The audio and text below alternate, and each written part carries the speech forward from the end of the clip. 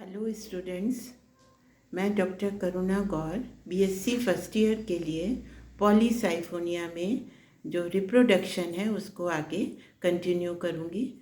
इससे पहले हमने देखा था कि इसमें जो रिप्रोडक्शन है वो ऊगैमस टाइप का होता है और मेल रिप्रोडक्टिव ऑर्गन जो कि नॉन मोटाइल होते हैं, जिनको स्पर्मेशियम कहते हैं, वो कैसे बनते हैं। तो मेल रिप्रोडक्टिव ऑर्गन बन गए। अब आज देखेंगे female reproductive organ. Female reproductive organ को हम कार्पोगोनिया कहते हैं। वो फीमेल प्लांट पर बनते हैं और जो शॉर्ट लेटरल ब्रांच होती है उस पर जो है ये लगते हैं, कार्पोगोनिया पाए जाते हैं। और इसमें ये एक कार्पोगोनियल फिलामेंट पाया जाता है और जिसमें ऊपर की तरफ जो कार्पोगोनिया का स्ट्रक्चर देखें तो बेस जो है स्वेलन होता है, फूला हुआ होता है और ट्यूबुलर इसकी नेक होती है जिसको ट्राइकोगाइन कहते हैं। तो अब हम देखें कि इसका डेवलपमेंट कैसे होता है।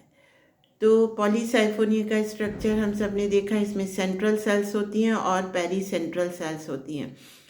तो peri central cell adnexal side की या ऊपरी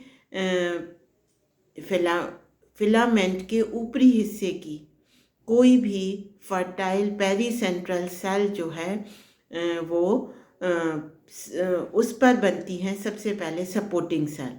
तो एडेक्सियल साइड के ये ट्राइकोब्लास्ट पर बनते हैं और इसके ऊपर सबसे पहले बनती है जो इनिशियल सेल बनती है उसको हम कहते हैं सपोर्टिंग सेल।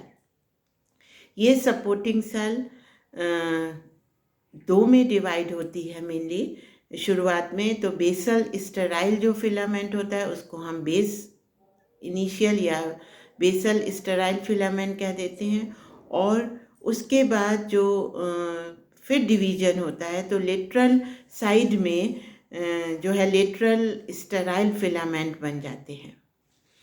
अब जो सपोर्टिंग सेल में बेसल बन गई, लेटरल साइड में फिलामेंट बन गए, अब ये जो है फिर डिवाइड करती है और कार्पोगोनियल इनिशियल बनाती है। कार्पोगोनियल इनिशियल यानी कि ये आगे चलकर कार्पोगोनिया का फिलामेंट बनाएंगे, कार्पोगोनिया को बनाएंगे। तो कार्पोगोनियल ब्रांच इनिशियल डिवाइड करते हैं, रीडिवाइड करते हैं और 3 से 4 कार्पोगोनियल फिलामेंट बन जाते हैं, जैसा आप इसमें अपने डायग्राम में इसमें देख रहे हैं।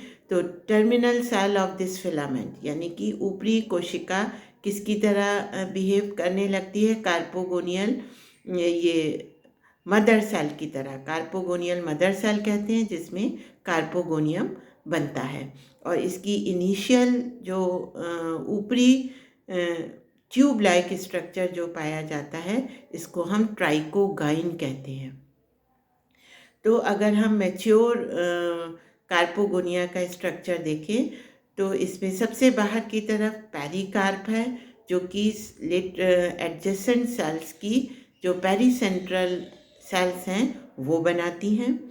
उसके बाद इसमें बेसल स्टेराइल फिलामेंट है, लेटरल साइड में लेटरल फिलामेंट हैं और सबसे बेस पर सपोर्टिंग सेल, उसके ऊपर आप देख रहे हैं कार्पोगोनियल फिलामेंट है और सबसे ऊपर जो सेल है उसमें कार्पोगोनियम बन गया या फीमेल रिप्रोडक्टिव ऑर्गन बन गए। और इसमें सबसे ऊपर वाली जो सेल है कार्पोगोनियम की ऊपरी जो स्ट्रक्चर है वो ट्यूब के समान होता है। तो फीमेल रिप्रोडक्टिव ऑर्गन कार्पोगोनियम बन गए, मेल रिप्रोडक्टिव ऑर्गन स्पर्मेशियम बन गए।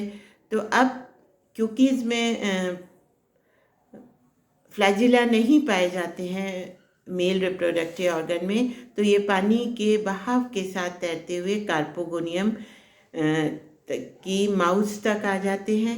कार्पोगोनियम से के ट्राइकोगाइन से ये चिपक जाते हैं और जहाँ पर ये उससे चिपकते हैं वहीं पर जो है एक दोनों की लेयर जो है डिज़ोल्व हो जाती है और दोनों ही न्यूक्लियस जो हैं फ्यूज़ कर जाते हैं मेल और फीमेल, और फिर बन जाता है जाइगोट।